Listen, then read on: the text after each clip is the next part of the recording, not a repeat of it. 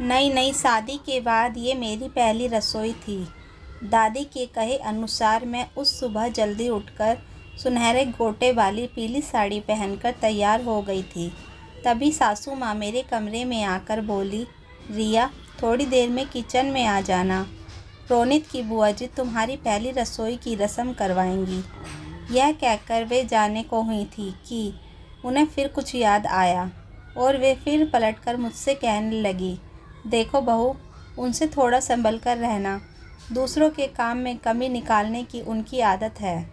वे कह रही थीं कि वे तुमसे खिचड़ी के साथ साथ मीठे गुलगुले भी बनवाएंगी। तुम बना लोगी ना? उन्होंने मुझसे पूछा तो मैंने हाँ में सिर तो हिला दिया, लेकिन असल में मैं पूरी ही हिल गई, क्योंकि गुलगुले कैसे बनाए जाते हैं मुझे नहीं पता था। मायके में पापा बनाते थे और मैं मज़े से खाती थी। कभी कभार खाए जाने वाले गुलगुले बनाने की रेसिपी सीखना मुझे कभी भी ज़रूरी नहीं लगा, पर अब मैं क्या करती। तभी फटाफट मैंने अपने रूम का दरवाज़ा बंद करके अपने सैफ पापा को फ़ोन लगाया। हेलो रिया, कैसी हो गई तेरी रसोई की रस्म? दादी पापा के फ़ोन से बोली। दादी, मेरी खैरियत बाद में लेना, पहले पापा को फ़ोन दो, जल्दी इमरजेंसी है।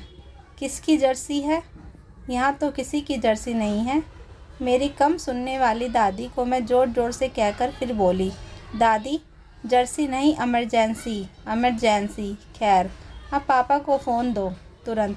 पापा ने फ़ोन पकड़ा तो मैं बोली, पापा, सब गड़बड़ हो गया। रोनित ने बोला था कि मेरी पहली रसोई में मुझसे खिचड़ी बनवाई जाएगी, पर यहाँ तो खिचड़ी के साथ साथ गुलगुले भी बनाने हैं। अरे वाह, सिर्फ खिचड़ी और गुलगुले, क्या बढ़िया मेल है। पर इस बात से तुम इतनी परेशान क्यों हो? पापा गुलगुले बनाने हैं और मैंने हमेशा सिर्फ आपके हाथों के बने गुलगुले खाए हैं, बनाए कभी भी नहीं। अब क्या करूं? चिंता मत करो और ध्यान से मेरी बात सुनो। गुलगुले बनाना एकदम आसान है। यह कहते हुए पापा ने गुलगुले बनाने की सारी रेसिपी मुझे बता दी। यहाँ रसोई के लिए मेरे लिए बुलावा आया तो मैंने बाय पापा, बाद में कॉल करती हूँ कहते हुए फ़ोन काटा और किचन की ओर बढ़ गई। गुड़ के पानी में पहले आटा फेंट कर रख देना, बाद में दूसरे काम करना। इससे आटा अच्छे से फूल जाता है और गुलगुले एकदम नरम बनते हैं। पापा की बताई यह बात याद करते हुए मैंने सबसे पहले गुड़ के पानी में आटा फेंट कर रख दिया। उसके बाद खिचड़ी की तैयारी में लग गई। बुआ जी सारे वक्त किचन में मेरे पास ही खड़ी रही। उनका होना मुझे थोड़ा एहसास तो लग रहा था, पर फिर भी मैंने पूरे संयम और आत्मविश्वास के साथ अपनी पहली रसोई की रस्म अच्छे से निभा ली। वाह, क्या गुलगुले बने हैं, रोनित के फूफा जी ने गुलगुले खाते हुए कहा। खिचड़ी का भी जवाब नहीं है रोनित, रसोई के कामों में तो तेरी बीवी हमेशा अव्वल ही रहेगी। इस बार बुआ सास ने रोनित से मेरी तारीफ़ की तो मेरी बेचैनी कुछ कम हो गई। घर के बाकी लोगों ने भी खिचड़ी और गुलगुले खूब पसंद आए। पापा की गुलगुले बनाने की रेसिपी ने तो आज कमाल ही कर दिया। मैं बहुत खुश थी कि तभी रोनित की माँ बोली, रिया, तुम्हारी माँ ने सचमुच तुम्हें बहुत अच्छा खाना बनाना सिखाया है। माँ ने? सासू माँ के यह शब्द मैं मन में कहीं अटके तो मैंने कुछ कहने को हुई कि रोनित ने मुझे चुप रहने का इशारा कर दिया। उस वक्त मुझे रोनित और सासू माँ का यह व्यवहार ठीक नहीं लगा।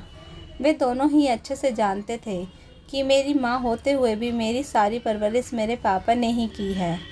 चोटी बनाने से लेकर खाना बनाने तक का एक एक काम मेरे पापा ने ही मुझे सिखाया है, तो फिर यह झूठ क्यों? उस वक्त तो मैं चुप रह गई, लेकिन रसोई की रस्म के बाद जब हम अपने रूम में गए तो पहला सवाल मैंने रोनित से यही पूछा, रोनित, मुझे मेरे पापा ने हर चीज़ सिखाई है, तो फिर सबके सामने यह क्यों नहीं कहा जा सकता कि वाह, तुम्हारे पापा ने कितना अच्छा खाना बनाना सिखाया है? क्या पिता बेटियों को खाना बनाना नहीं सिखा सकते? क्या इसमें कोई शर्म की बात है? रोनित मेरी हथेली थामकर मुझे समझाने को मेरे पास बैठ गए।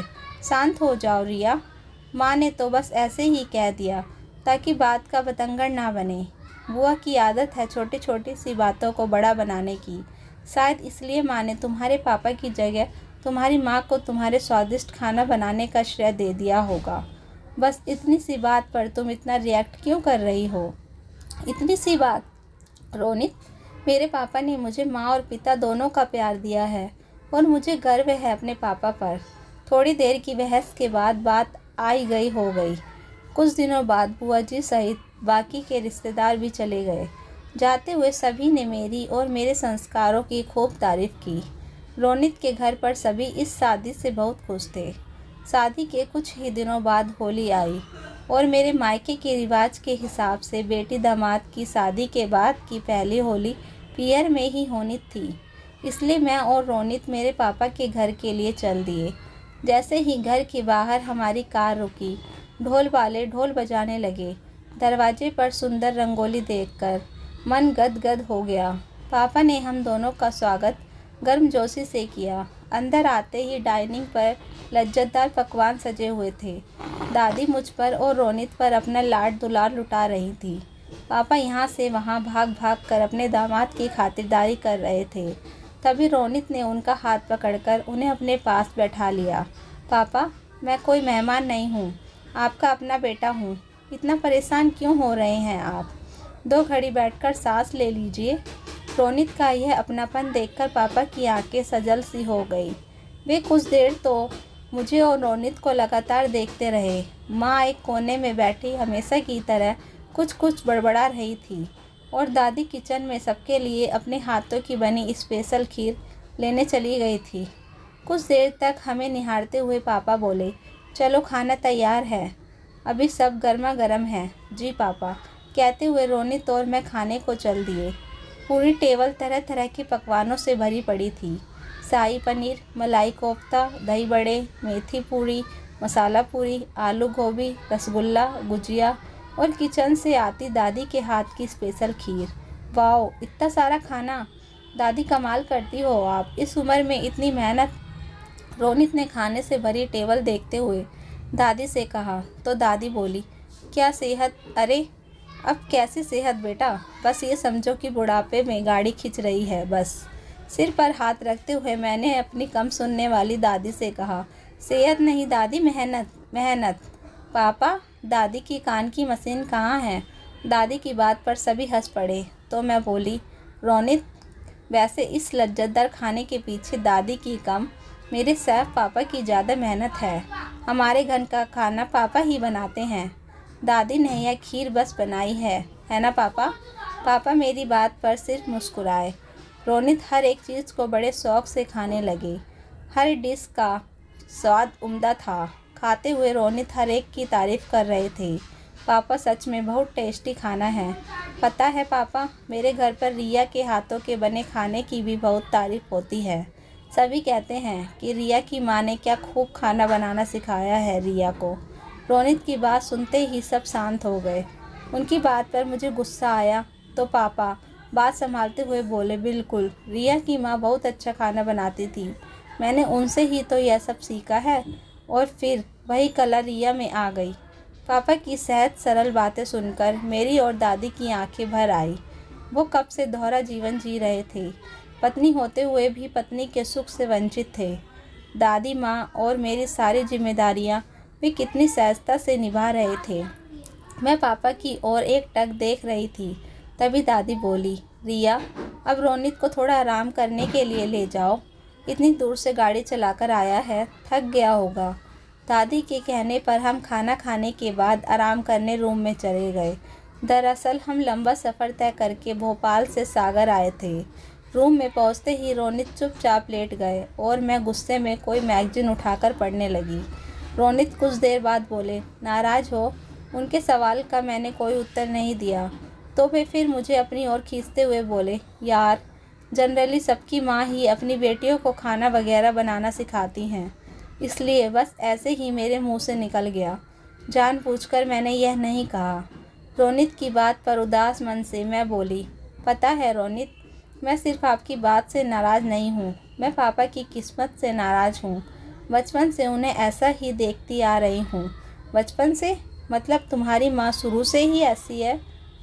रोनित के सवाल पर मैं बोली, नहीं, माँ शुरू से ऐसी नहीं थी। यह सब तो एक बहुत बुरे हादसे के बाद हुआ। जब मैं महज 2 साल की बच्ची थी। मुझे तो कुछ याद भी नहीं, पर दादी बताती हैं कि वह बहुत बुरा दिन था। उस दिन माँ मुझे दादी के पास छोड़कर मेरे 5 साल के भाई निहाल को लेकर ड्राइवर के साथ कार से कहीं जा रही थी। तभी उनकी कार का एक्सीडेंट हो गया। उस एक्सीडेंट में कार चालक की वहीं मौत हो गई और मेरा 5 साल का भाई बुरी तरह से जख्मी हो गया। कई दिनों तक ज़िंदगी और मौत के बीच झूलता वह आखिरकार ज़िंदगी से हार गया। उसकी मौत के बाद माँ अपनी सुध-बुध खो बैठी। बस तब से आज तक वे ऐसी ही हैं। यह सब बताती हुई मैं सिर पर हाथ रखकर गहरी उदासी में चली गई तो रोनित ने मुझे समझाया, इट्स ओके रिया, जो हुआ सो हुआ। भगवान की कृपा से देखो कितने परफेक्ट पापा हैं तुम्हारे पास। तुम्हें कितना प्यार करते हैं वो। रोनित, पापा को लेकर ही तो परेशान हूँ मैं। दादी से अब कुछ होता नहीं है। मैं भी अब दूर चली गई। पापा अब कितने अकेले हो गए हैं। मैं सोच रही हूँ कि क्यों ना हम उनकी दूसरी शादी करा दे। मेरी यह बात कमरे में आते पापा ने सुन ली। रिया, तुम पागल हो गई हो क्या? ये कैसी फालतू की बातें कर रही हो? तुम्हारी माँ अभी जिंदा है और अगर वो मर भी गई होती तो भी मैं उनकी जगह किसी और को कभी नहीं देता, समझी तुम? ये कहते हुए पापा गुस्से में वापस चले गए। उनकी गुस्से पर मैं रो पड़ी। पापा कुछ कहते नहीं हैं रोनित, पर पापा सचमुच बहुत अकेले हैं। मुझे सौतेली माँ का खराब व्यवहार ना मिले, यही सोचकर पापा ने कभी दूसरी शादी के लिए नहीं सोचा। माँ की इतनी लंबी सेवा करने के बाद भी वे कभी थके नहीं। ना जाने किस मिट्टी के बने हैं मेरे पापा। कोई इतना धीरज वाला, इतना बहादुर कैसे हो सकता है। मैं पापा के लिए रोने लगी तो दादी कमरे में आ गई। मुझे रोता देख दादी ने मेरे रोने का कारण पूछा तो रोनित ने दादी को सब बता दिया। दादी मेरे सिर पर हाथ फेरती हुई बोली, ये पापा लोग ना ऐसे ही होते हैं, सब कुछ अपने अंदर रखने वाले। जब बच्चे छोटे होते हैं तब तो वे फिर भी अपना गुस्सा बाहर निकाल लेते हैं, लेकिन बच्चों के बड़े होते ही ये गुस्सा पीना सीख जाते हैं। बढ़ती उम्र के साथ एकदम चुप हो जाते हैं। तेरे पापा का भी वही हाल है रिया। पता नहीं आज कैसे तुझ पर गुस्सा करके बोल गया वो।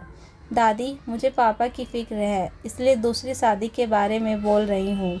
क्या एक बेटी को अपने पिता की खुशियों के बारे में सोचने का अधिकार नहीं है? दादी, बिल्कुल है, पर आज नहीं। हम फिर कभी इस बारे में बात करेंगे। आज तो रोनित शादी के बाद पहली बार यहाँ आया है। आज होली के दिन घर का माहौल मत बिगाड़ो। कुछ देर में पापा का गुस्सा कम हुआ तो हम होली खेलने की तैयारी में लग गए। रोनित और मैंने सबको रंग लगाया। कुछ और मीठे दिन गुजार कर हम वापस सागर से भोपाल आ गए। वक्त अपनी गति से चलता रहा। पापा से मैं रोज़ फ़ोन पर बात करती रहती। समय निकालकर बीच बीच में सागर भी हो आती। शादी के 2 साल ही हुए थे कि मैं उम्मीद से हो गई। पूरे 9 बाद मुझे पुत्र रतन की प्राप्ति हुई तो दोनों परिवारों में खुशी गूंज उठी। पापा दादी माँ को लेकर सागर से भोपाल आए तो मैं माँ को देखकर दंग रह गई। माँ को लेकर पापा कभी नहीं जाते तो फिर माँ यहाँ कैसे आई? मैं कुछ सोच ही रही थी कि माँ ने मेरे बेटे को गोद में लेकर सालों बाद एक स्पष्ट शब्द बोला, निहाल। निहाल, यह तो मेरे उस भाई का नाम था जिसकी सूरत भी मुझे ठीक से याद नहीं थी। सब स्तब्ध थे। पापा की आंखों से आंसू झरझर बह रहे थे। माँ एकदम नॉर्मल व्यवहार दिख रही थी।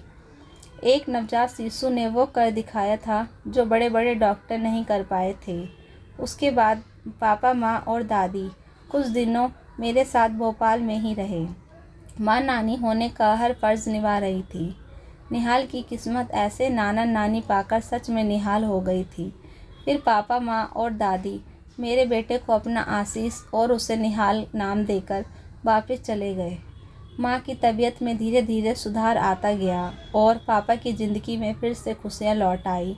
मैं कुछ माह बाद 5 माह के निहाल को लेकर मायके गई तो इस बार डाइनिंग पर पहले से भी ज़्यादा व्यंजन परोसे गए। माँ ने मेरे लिए सॉल्ट गुड़ के लड्डू बनाए। रोनित भी मेरे साथ थे। कुछ देर बाद हमने खाना खाया तो रोनित बोले, वाह पापा, क्या खूब खाना बनाया है। तो पापा हंसते हुए बोले, इस बार तुम्हारी सास यानी कि रिया की माँ ने रसोई तैयार की है, मैंने तो बस उसकी मदद की है। दामाद जी अब उनकी भी तारीफ़ कर दो। वो क्या है ना कि मर्द तो यह बात झेल जाते हैं, पर स्त्री अपने हाथ के बने खाने की तारीफ़ सुने बिना नहीं रह पाती। तभी दादी बोली, जिस दिन स्त्रियां अपने बने खाने की तारीफ़ सुनना छोड़ देंगी, उस दिन दुनिया के सभी स्वाद फीके पड़ जाएंगे। सच कह रही है आप दादी। माँ, आपने बहुत स्वादिष्ट खाना बनाया है। मेरी माँ यह सुनकर मुस्कुरा दी। मुझे पता था कि खाना माँ ने कम, पापा ने ज़्यादा बनाया था। माँ तो धीरे धीरे ठीक हो रही थी। वे एकदम से सारे काम कैसे संभाल सकती थी, पर पापा रसोई में माँ की उपस्थिति में बहुत खुश थे। निसंदेह माँ के ठीक होने से मैं भी बहुत खुश थी, लेकिन पापा को उनका साथ फिर से मिल गया, इस बात से मैं और ज़्यादा खुश थी। रोनित कुछ दिनों के लिए मुझे सागर छोड़कर भोपाल चले गए थे। अब पापा सैफ माँ के साथ मेरे लिए रोज़ कुछ न कुछ नया और स्पेशल बना रहे थे। ये लो तुम्हारी माँ के हाथ का बना स्पेशल हलवा। इस तरह पापा बहुत खुश थे और मैं उनके हाथ की बनी चीज़ों को खाकर समझ जाती थी कि यह सैफ पापा के हाथों का ही कमाल है। पर मैं भी उनके छोटे से प्यारे से झूठ से खुश होती थी। असल में ऐसे ही तो होते हैं पापा, खुद कभी किसी बात का श्रेय नहीं लेते। धीरज और प्यार से रहस्यमय ढंग से किसी जादूगर की तरह सब ठीक कर देते हैं, बिल्कुल मेरे सैफ पापा की तरह। तो दोस्तों, इस कहानी को लेकर आपकी क्या राय है, कमेंट बॉक्स में ज़रूर बताएं। और अगर कहानी अच्छी लगी हो तो प्लीज़ लाइक करें। अगर आपने हमारे चैनल को अभी तक सब्सक्राइब नहीं किया तो ज़रूर कर लीजिए। तो मिलते हैं ऐसी ही मोटिवेशनल कहानी के साथ। Thank you for watching.